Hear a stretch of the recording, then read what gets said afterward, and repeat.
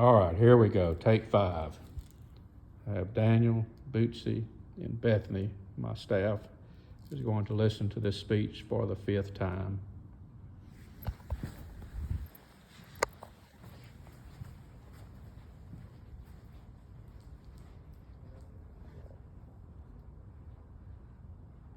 Homelessness was a topic that I chose, but to begin the paper, I wanted to share a very personal story, a story that I've actually never told before today. On July 17, 1970, as a 13-year-old boy, I stood in the driveway of our home. My dad, my sisters, the whole community had gathered there in the country to watch our house burn to the ground. My mother was distraught. My dad, a rough and tough iron worker, leaned against a pine tree that I only knew just a few weeks ago, told to me by an old friend as he stood there as well, watching my father weep where no one could see him. My mind began to fast forward into these kind of thoughts. Where are we going to stay? Where are we going to sleep? What are we going to wear? Are we going to have to move and start life over somewhere else? And that was my first known experience with the feelings of homelessness. My family did start over, but life was never the same. Life never returned to normal. There was a deep, dark cloud that covered our family from that day forward, and unfortunately, even still today. My father was 49. The stress of that night and that situation put him in a deep depression and alcoholism.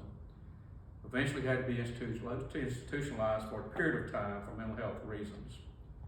And then he had a stroke at 53, my senior year in high school, became disabled, died at 57 from another stroke while I was a student at Mercer. Your idea of homelessness can probably be distorted by the image we hold. And those images are the images of those individuals holding a sign at most any ramp from an interstate or intersection. And the cardboard signs read, will you help me? I'm disabled. I'm homeless. Will you help? I'm hungry.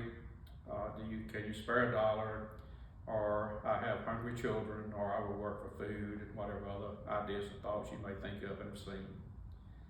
But and then we have the other distorted image of the panhandlers, which we all see, that approach us for $1 or $2 for food or gas as we go to do our own shopping. I was approached recently by a woman who had said to me that she was homeless. She was in her car, and I could see that, and it was packed to the hilt with her personal possessions, a child in the front seat. And she said to me, I just need to try to get up enough money for just one night at a hotel. I pulled out what cash I had because I knew she was credible, because it was obvious with what I could see, and gave her what I had in my billfolded pocket. This may be the picture we have in our minds of homelessness and individuals that have fallen hard times. But the issue runs deeper than the distorted image we may have.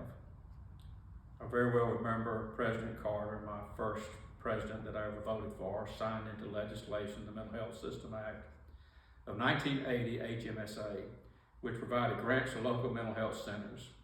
This act was to provide grants to local mental health centers as a way to improve mental health care delivery services. The president's wife, Rosalynn Carter, worked diligently to destigmatize mental illness and provide through this bill protection and patients' rights. The United States was already far behind our peers in the rest of the world in providing integrated, accessible mental health services, which is a more widespread problem in funding mental health needs in the United States. Unfortunately, President Carter was defeated. The bill was signed at the end of his term, and when President Reagan came into office, he had a tenure as governor of California and had reduced funding in California for mental institutions and pushed through his agenda. After his election, did the same in repealing the MHSA bill. The MHSA was considered landmark legislation in the care of the mental health needs of the vulnerable in our society. Before this movement, mentally ill individuals were often placed in state-run psychiatric hospitals for extended periods of time, where they could receive supervised custodial care. I cannot say that I agree with that option, or I cannot say that I think that is the best option. but it was the best option for those who are vulnerable, and at least they were not homeless. I very well remember my grandmother's sister who lived her whole life institutionalized at Central State Hospital in Millersville, Georgia. The reason for her institutionalization and her diagnosis is something that was never revealed to me. So with those two thoughts in mind, with what I have prefaced this paper of homelessness on, I lean toward mental health issues as a major cause of homelessness. According to JAMA, Journal of American Medical Association, 2/3 are unhoused people have mental health disorders.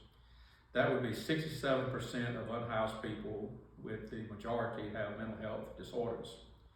And those numbers come from the systematic review and meta-analysis of 85 studies in Canada, Germany, and the United States, involving more than 48,400 participants. In addition, there was 77% prevalence of people with mental health disorders that are homeless. 85% are males and 69% are females.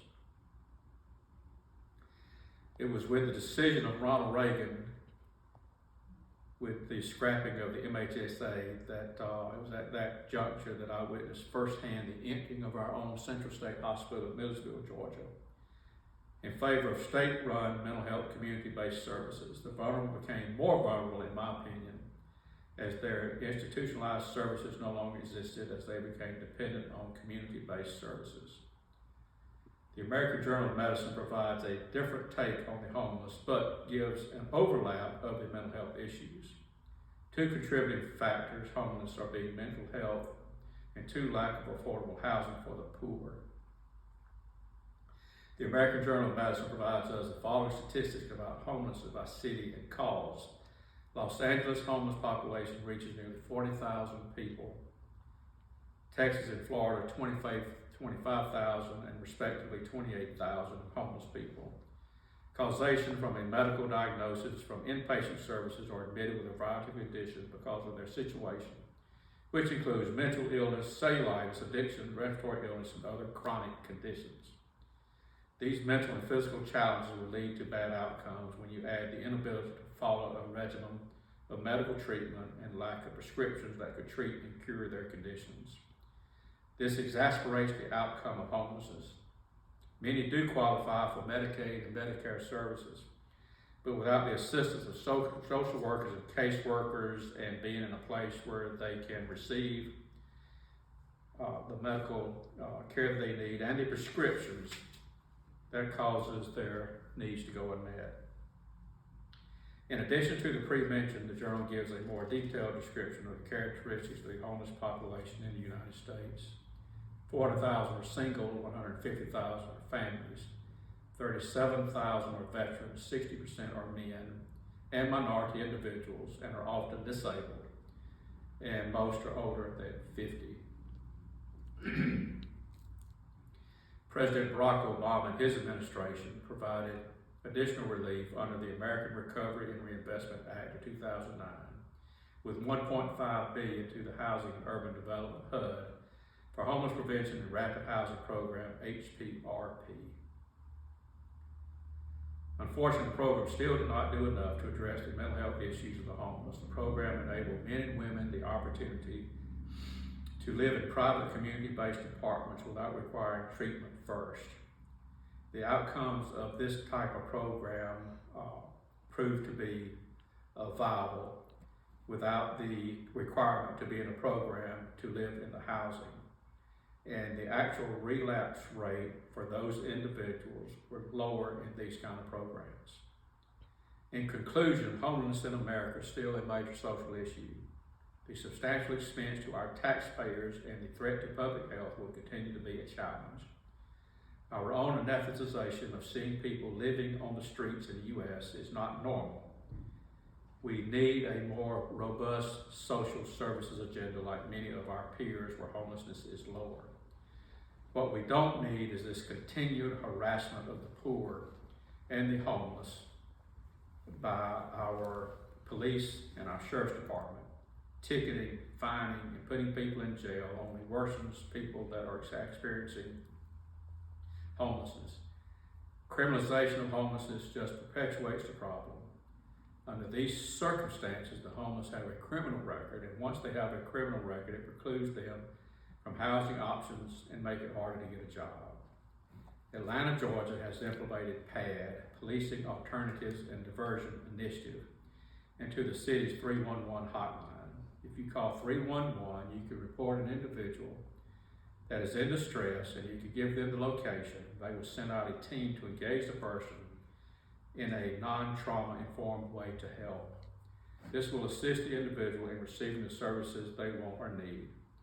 Recognition is growing, and we hope that the next generation of leaders will provide multidisciplinary interventions and the issue will improve.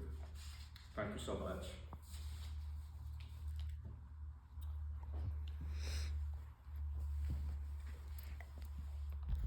Okay. You can just show us. All right. One more picture of my tortured listeners.